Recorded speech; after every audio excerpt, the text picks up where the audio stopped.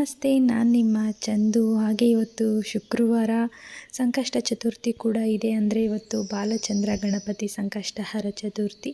4:15ಗೆ ಎದ್ದು ಪೂಜೆ ಮಾಡೋಣ ಅಂತ ಹೇಳಿ ಎಲ್ಲ ರೆಡಿ ಮಾಡ್ಕೊತಾ ಇದ್ದೀನಿ. ರಂಗೋಲಿ ಕೂಡ ಹಾಕಿದ್ದೆ. ಹಾಗೆ ಸ್ನಾನ ಮುಗಿಸ್ಕೊಂಡು ಬಂದು ದೇವ್ರಿಗೆ ಪ್ರಸಾದ ರೆಡಿ ಮಾಡ್ಕೊತಾ ಇದ್ದೀನಿ. ದೇವ್ರ ಪೂಜೆಗೆಲ್ಲ ರೆಡಿ ಮಾಡಿಕೊಂಡು ನಾನಿಲ್ಲಿ ಗಣಪತಿಗೆ ಕಡಲೆಕಾಳು ರಾತ್ರಿನೇ ನೆನೆಸಿಟ್ಟಿದ್ದೆ. ಉಪ್ಪನ್ನು ಹಾಕಿಲ್ಲ, ಹಾಗೆ ಬೇಯಿಸ್ಕೊಂಡು ಕಾಯಿ ಮತ್ತು ಮೆಣಸಿನಕಾಯಿ, ಸಾಸಿವೆ, ಕರಿಬೇವಿನ ಸೊಪ್ಪು ಇಷ್ಟನ್ನು ಹಾಕಿ ಒಗ್ಗರಣೆ ಮಾಡಿದ್ದೀನಿ. ಅಷ್ಟೇ. ಪೂಜೆಗೆಲ್ಲ ರೆಡಿ ಮಾಡಿಕೊಂಡು ಇವಾಗ ದೇವರಿಗೆ ನೈವೇದ್ಯಕ್ಕೆ ಎಲ್ಲ ಇಟ್ಟು ಪೂಜೆ ಮಾಡೋಣ ಬನ್ನಿ. ಇವತ್ತು ಸಂಕಷ್ಟ ಚತುರ್ಥಿ ಇರೋದರಿಂದ ಸಂಜೆ ಕೂಡ ಪೂಜೆ ಮಾಡಬೇಕು.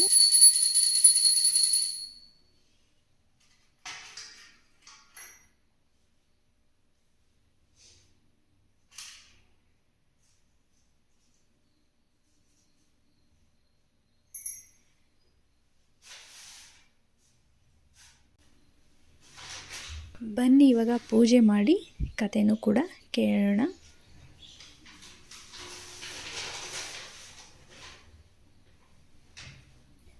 ಈ ಮಾಸದಲ್ಲಿ ಹಣೆಯಲ್ಲಿ ಅಂದರೆ ತಲೆ ಯಾರು ಚಂದ್ರನನ್ನು ಹೊಂದಿರುತ್ತಾರೋ ಅವರನ್ನು ಬಾಲಚಂದ್ರ ಎಂದು ಕರೆಯುತ್ತಾರೆ. ತಲೆಯಲ್ಲಿ ಚಂದ್ರನನ್ನು ಧರಿಸಿದವನು ಶಿವ. ಗಣಪತಿ ಶಿವನು ಚಂದ್ರನನ್ನೇ ಭೂಷಣವನ್ನಾಗಿ ಮಾಡಿದನೆಂದು ಆ ಕಾರಣಕ್ಕೆ ಗಣಪತಿಗೆ ಬಾಲಚಂದ್ರ ಎಂಬ ಹೆಸರು ಬಂದಿತೆಂದು ಪ್ರಸಿದ್ಧವಾಗಿದೆ. ಅಲ್ಲದೆ ಆತ್ಮೋ ಪುತ್ರೋನಾಮಾಸಿ ಎಂಬಂತೆ ತಂದೆಯೇ ಮಗನ ರೂಪದಲ್ಲಿ ಪುನಃ ಜನಿಸುತ್ತಾನೆ ಎಂಬ ವಾಕ್ಯದಂತೆಯೂ ಗಣೇಶನು ಶಿವಸ್ವರೂಪವೇ ಆಗಿದ್ದಾನೆ. ಹಾಗಾಗಿ ಚಂದ್ರಚೂಡನೆಂದು ಅವನನ್ನು ಕರೆಯಬಹುದು. ಹೀಗೆ ಬಾಲಚಂದ್ರನೆಂದು ಪ್ರಸಿದ್ಧಿಯಾಗಿದೆ. ಒಂದು ಕಾಲದಲ್ಲಿ ಒಬ್ಬ ಲೇವಾದೇವಕಾರನು ತನ್ನ ಹೆಂಡತಿಯೊಂದಿಗೆ ನಗರದಲ್ಲಿ ವಾಸಿಸುತ್ತಿದ್ದನು. ಮಕ್ಕಳಿಲ್ಲ ಎಂಬ ಕೊರಗು ಸದಾ ಕಾಡುತ್ತಿತ್ತು. ಒಂದು ದಿನ ಲೇವಾದೇವಕಾರನ ಹೆಂಡತಿಗೆ ನೆರೆಮನೆಯ ಮಹಿಳೆ ಸಂಕಷ್ಟ ಚತುರ್ಥಿಯನ್ನು ಪೂಜಿಸುವಂತೆ ತಿಳಿಸುತ್ತಾಳೆ. ಗಣೇಶನ ಕಥೆ ಕೇಳಿದ ಆಕೆ ಮನೆಗೆ ಬಂದು ಪೂರ್ಣ ವಿಧಿವಿಧಾನಗಳೊಂದಿಗೆ ಪೂಜೆ ಮಾಡಿ ಮುಂದಿನ ಚತುರ್ಥಿಯಂದು ಉಪವಾಸ ಮಾಡುತ್ತಾಳೆ. ಗಣೇಶನ ಆಶೀರ್ವಾದದಿಂದ ಲೇವಾದೇವ ದಂಪತಿಗೆ ಗಂಡು ಮಗುವಾಯಿತು. ಲೇವಾದೇವಕಾರನ ಮಗ ಬೆಳೆದನು. ಗಣೇಶನ ಮರೆತ ದಂಪತಿ ಆಗ ಉಪವಾಸ ಮಾಡಿ ಗಣೇಶನ ಪ್ರಸಾದ ನೀಡಬೇಕೆಂದು ನಿರ್ಧರಿಸಿದಳು. ಆದರೆ ಮಗ ಮದುವೆ ವಯಸ್ಸಿಗೆ ಬಂದಿದ್ದಾನೆ. ಮದುವೆಯಾದ ಬಳಿಕ ಈ ವ್ರತ ಮಾಡೋಣ ಎಂದು ದಂಪತಿ ಸುಮ್ಮನಾದರು. ಇಷ್ಟು ವರ್ಷಗಳ ಕಾಲ ಒಂದಲ್ಲ ಒಂದು ನೆಪ ಹೇಳಿ ಪೂಜೆಯನ್ನು ಮುಂದುವರಿಸುತ್ತಿದ್ದರು. ದಂಪತಿ ವಿರುದ್ಧ ಗಣೇಶ ಕೋಪಗೊಳ್ಳುತ್ತಾನೆ.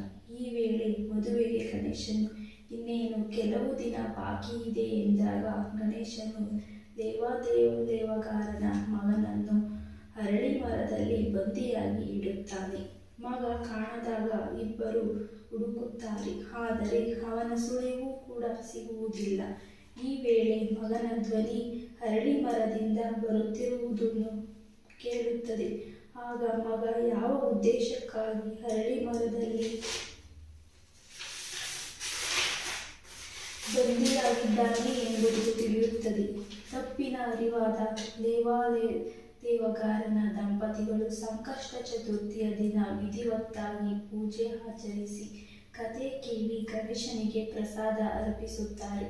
ಇದರಿಂದ ಸಂತೋಷಗೊಂಡ ಗಣೇಶನು ಮಗನನ್ನು ಬಿಟ್ಟು ಕಳಿಸುತ್ತಾನೆ ಎಂಬ ವಿಚಾರ ರೂಢಿಯಲ್ಲಿದೆ. ಬಾಲಚಂದ್ರ ಸಂಕಷ್ಟ ಚತುರ್ಥಿಯ ಪೂಜಾ ವಿಧಾನ ಹೀಗಿದೆ.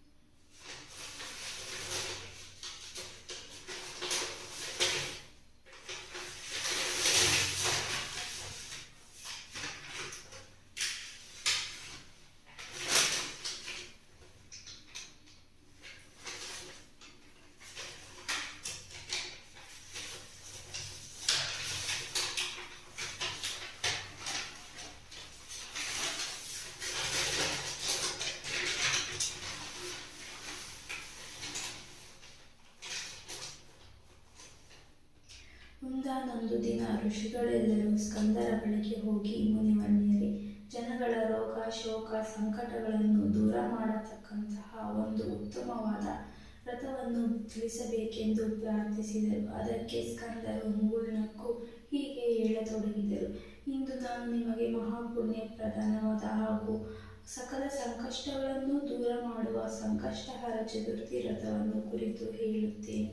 ಪೂರ್ವದಲ್ಲಿ ಪಾಂಡವರು ಪಗಡೆಯಾಟವನ್ನು ಆಡಿ ರಾಜ್ಯವನ್ನು ಕಳೆದುಕೊಂಡು ಅರಣ್ಯದಲ್ಲಿ ವನವಾಸವನ್ನು ಅನುಭವಿಸುತ್ತಿದ್ದಾಗ ಅಲ್ಲಿಗೆ ಬಂದ ಶ್ರೀಕೃಷ್ಣ ಪರಮಾತ್ಮನು ಧರ್ಮರಾಯನಿಗೆ ಈ ವ್ರತಾಚರಣೆಯ ವಿಧಾನವನ್ನು ಹೇಳಿದನು ಎಂದು ಹೇಳತೊಡಗಿದರು ಋಷಿಗಳು. ಪರಮಪೂಜ್ಯರಾದ ಸ್ಕಂದ ಮಹಾಮುನಿಗಳು ಶ್ರೀಕೃಷ್ಣನು ಧರ್ಮರಾಯನಿಗೆ ತಿಳಿಸಿದ ಶ್ರೀ ಮಹಾಗಣಪತಿಗೆ ಸಂಬಂಧಿಸಿದ ಆ ವ್ರತವನ್ನು ಆಚರಿಸಬೇಕೆಂದು ತಿಳಿದುಕೊಳ್ಳಲು ನಾವು ಕಾತುರರಾಗಿದ್ದೇವೆ. ದಯವಿಟ್ಟು ವಿವರವಾಗಿ ಹೇಳಿ ಎಂದು ಪ್ರಾರ್ಥಿಸಿದರು. ಅದಕ್ಕೆ ಸ್ಕಂದರು ಹಾಗೆಯೇ ಆಗಲಿ ಎಂದು ವ್ರತವನ್ನು ಕುರಿತು ಹೇಳತೊಡಗಿದರು.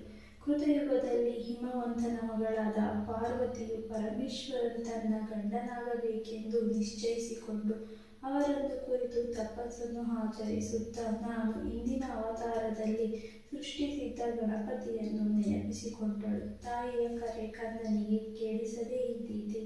ಗಣಪತಿ ಕ್ಷಣಾರ್ಧದಲ್ಲಿಯೇ ಪ್ರತ್ಯಕ್ಷನಾಗಿ ಅಮ್ಮ ಏನಪ್ಪಣೆ ಎಂದು ಕೇಳಿದ. ಅದಕ್ಕೆ ಪಾರ್ವತಿಯು, ಮಗ ವಿನಾಯಕ, ನಾನು ಕೈಲಾಸದಲ್ಲಿರುವ ಸದಾಶಿವನನ್ನು ಮತ್ತೆ ಪತಿಯಾಗಿ ಪಡೆಯಬೇಕೆಂದು ನಿಷ್ಠೆಯಿಂದ ತಪಸ್ಸನ್ನು ಆಚರಿಸುತ್ತಿರುವೆ. ಆದರೆ ಇನ್ನು ಪರಮೇಶ್ವರ ನನ್ನ ತಪಸ್ಸಿಗೆ ಮುಗಿಯಲಿಲ್ಲ. ಇತ್ತೀಚೆಗೆ ಬಂದ ನಾರದರು, ನೀನು ಯಾವುದಾದರೂ ಒಂದು ವ್ರತವನ್ನು ಆಚರಿಸಿದರೆ ನಿನ್ನ ಇಷ್ಟಾರ್ಥಗಳು ಈಡೇರುತ್ತವೆ ಎಂದು ತಿಳಿಸಿದರು.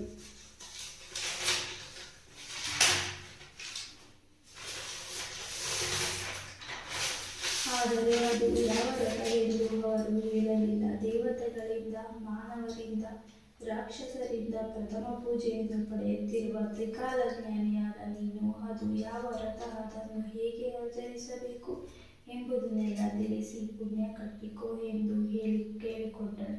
ಅದಕ್ಕೆ ಗಜಾನನ, ಅಮ್ಮ, ನಿನ್ನ ಕಷ್ಟಗಳು ದೂರವಾಗಲು ನೀನು ಸಂಕಷ್ಟಹರ ಚತುರ್ಥಿ ವ್ರತವನ್ನು ಆಚರಿಸು. ಶ್ರಾವಣ ಮಾಸದ ಶುಕ್ಲ ಪಕ್ಷದ ಚತುರ್ಥಿಯಲ್ಲಿ ಈ ವ್ರತವನ್ನು ಆಚರಿಸಬೇಕು. ಈ ವ್ರತವನ್ನು ಮಾಡುವುದರಿಂದ ವ್ರತೋಪಾಸಕರು ಯಶಸ್ಸು, ಸಂಪತ್ತು, ಅಭಿವೃದ್ಧಿಗಳನ್ನು ಹೊಂದುತ್ತಾರೆ. ಆ ದಿನ ಅರುಣೋದಯಕ್ಕೆದ್ದು ಸ್ನಾನ, ಸಂಧ್ಯಾ ವಂದನೆ ಮೊದಲಾದ ನಿತ್ಯ ಕರ್ಮಗಳನ್ನೆಲ್ಲ ಮಾಡಿ ಸಾಯಂಕಾಲ ಚಂದ್ರೋದಯವಾಗುವವರೆಗೂ ಉಪವಾಸದಲ್ಲಿರಬೇಕು. ಸಂಕಷ್ಟಹರ ಚತುರ್ಥಿ ವ್ರತವಂತೂ ಗಣಪತಿಯನ್ನು, ಅಂದರೆ ನನ್ನನ್ನು ನಿಷ್ಠೆಯಿಂದ ಕ್ರಮಬದ್ಧವಾಗಿ ಪೂಜಿಸಿ ನಂತರ ಉಪ್ಪಿಲ್ಲದ ಮೊಸರನ್ನು ಅಥವಾ ನೈವೇದ್ಯಕ್ಕಾಗಿ ಮಾಡಿದ ಸಿಹಿ ಮೋದಕವನ್ನು ಸ್ವೀಕರಿಸಬೇಕು ಎಂದು ಗಣಪತಿ ತಿಳಿಸಿದ. ಇಂದ ಸ್ಕಂದರು ಮುಂದುವರಿದು ಕೃಷ್ಣ ಪರಮಾತ್ಮನ ಈ ವ್ರತಾಚರಣೆಯ ವಿಧಾನವನ್ನು ಧರ್ಮರಾಯನಿಗೆ ಹೀಗೆ ವಿವರಿಸಿದ್ದಾರೆ. ಕರಿಯ ಎಳ್ಳನ್ನು ಸಂಕಲ್ಪವಾಗಿ ಉಪಯೋಗಿಸಿ ನಿತ್ಯಹೀನಗಳನ್ನು ಪೂರೈಸಿದ ಬಳಿಕ ಪೂಜಾ ಸಿದ್ಧತೆಗಳನ್ನು ಯಥಾಶಕ್ತಿ ಮಾಡಿಕೊಳ್ಳಬೇಕು. ಗಣಪತಿಯ ಮೂರ್ತಿಯನ್ನು ಬಂಗಾರದಾಗಲಿ, ಬೆಳ್ಳಿಯದಾಗಲಿ, ತಾಮ್ರದಿಂದಾಗಲಿ ಅಥವಾ ಮುತ್ತಿಗೆಯಿಂದಾಗಲಿ ಸಿದ್ಧ ಮಾಡಿಕೊಳ್ಳಬೇಕು. ಬಳಿಕ ಈ ಮೂರ್ತಿಯನ್ನು ನೀರು ತುಂಬಿದ ಕಳಶದ ಮೇಲೆ ವಸ್ತ್ರದಿಂದ ಅಲಂಕರಿಸಿ ಸ್ಥಾಪಿಸಬೇಕು. ಕಲಶವನ್ನು ಅಷ್ಟದಳ ಪದ್ಮ, ಸ್ವಸ್ತಿಕ್ ಚಿಹ್ನೆಗಳಿಂದ ಅಲಂಕೃತವಾದ ಸ್ಥಳದಲ್ಲಿಟ್ಟು ಗಂಧ ಪುಷ್ಪ ಅಕ್ಷತೆಗಳಿಂದ ಪೂಜಿಸಬೇಕು. ಈ ಪ್ರಕಾರ ಪ್ರತಿ ತಿಂಗಳು ವ್ರತವನ್ನು ಸರಾಗವಾಗಿ ಆಚರಣೆ ಮಾಡಿದರೆ ಉನ್ನತವಾದ ಫಲಗಳು ಸಿದ್ಧಿಯಾಗುತ್ತವೆ. ಸಂಕಷ್ಟಹರ ಚತುರ್ಥ ವ್ರತವನ್ನು ಸಜೀವವಾಗಿ ಆಚರಿಸಬೇಕು. ಸಾಧ್ಯವಿಲ್ಲದಿದ್ದರೆ 21 ವರ್ಷ ಅಥವಾ 1 ವರ್ಷವಾಗಲಿ ಮಾಡತಕ್ಕದ್ದು. ಸಂಕಲಿತ ಕಾಲದವರೆಗೆ ಈ ವ್ರತವನ್ನು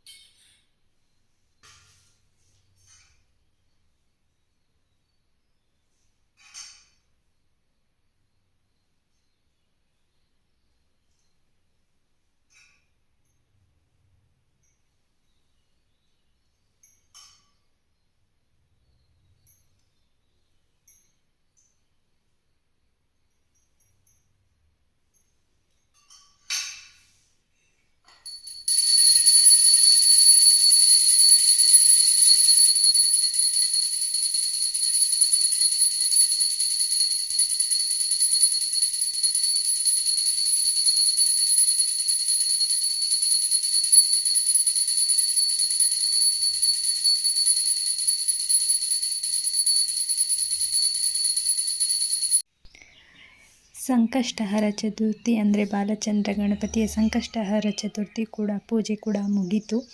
ಮಾರ್ನಿಂಗು ಪೂಜೆನೂ ಕೂಡ ಮುಗಿಸಿದ್ದೀನಿ. ನನ್ನ ವಿಡಿಯೋ ಇಷ್ಟ ಆಗಿದರೆ ಪ್ಲೀಸ್ ಒಂದು ಲೈಕ್ ಕೊಡಿ, ಹಾಗೆ ಕಾಮೆಂಟ್ ಮಾಡೋದು ಮಾತ್ರ ಮರಿಬೇಡಿ. Thank you for watching. Bye, take care.